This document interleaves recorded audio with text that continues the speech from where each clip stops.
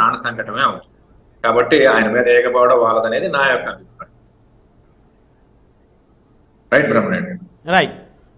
శ్రీనివాస్ చౌదరి గారు, పవన్ కళ్యాణ్ గారు భద్రత విషయంలో ఏదైనా సలహాలు సూచనలు ఇవ్వాలనుకున్నారా?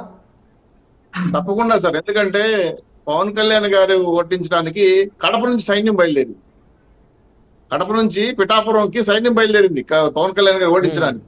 అవసరం అనుకుంటే ఎంత డబ్బులైనా ఖర్చు పెడతారు. ఆ కాన్స్టిట్యున్సీకి 200 కోట్లు పైసలు పెట్టాలని దానికి అధికార పార్టీ నిర్ణయించుకునేదని కూడా తెలిసింది సమాచారం. సో ఇటువంటి సందర్భంగా ఖచ్చితంగా పవన్ కళ్యాణ్ గారి కుట్రలు జరుగుతాయి. తగిన జాగ్రత్తలు చేసుకోవాల్సిన బాధ్యత ఉంది. కడప ఫ్యాక్షనిజం పై పిఠాపురంలో కూర్చుంటే బాంబులు వేస్తారా, ఫ్యాక్షనిజం చేస్తారా, లేదా కోడికత్తులు వేస్తారా, లేదంటే బ్లడ్లు వేస్తారా అనేది ఊహించలేని విషయాలు సార్. ఫ్యాక్షనిజం అంటే చాలా భయంకరంగా ఉంటుంది.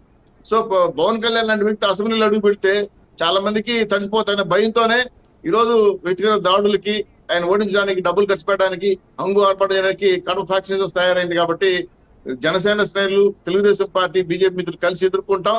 పవన్ కళ్యాణ్ గారిని కాపాడుకుంటాం. ఆయన ప్రజల మనిషి, ప్రజల కోసం బతికి తీరాల్సిందే. ఆయన మీద ఏకైతే జరిగిన ప్రభుత్వందే బాధ్యత అవుతుంది. తగిన సెక్యూరిటీ ఏర్పాటు చేయమని చెప్పి మీ ద్వారా, మా ఛానల్ ద్వారా పవన్ కళ్యాణ్ గారికి, సెంట్రల్ కమిటీ అంటే కేంద్ర ప్రభుత్వానికి, రాష్ట్రపతి విజ్ఞప్తి చేస్తున్నాను.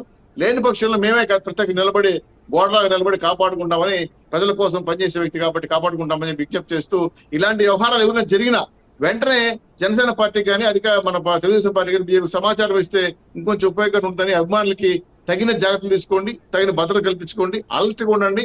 ప్రతి నిత్యం, ప్రతి నిమిషం, ప్రతి గంట, ప్రతిరోజు చాలా వాల్యుబుల్. ఈ ఎలక్షన్ 40 రోజులు మనల్ని ఏమైనా చేయడానికి ప్రయత్నం చేసే కుట్రల్ని భగ్నం చేయాల్సిన బాధ్యత, కర్తవ్యం, బాధ్యత మన మీద. కాబట్టి ఏమంటుందని మెలకువగా ఉండి నిద్రపోకుండా జాగ్రత్త పడమని చెప్పి అందరికి మీ ద్వారా జాగ్రత్త పరుస్తూ హెచ్చరికలు కూడా చేస్తున్నాం సార్.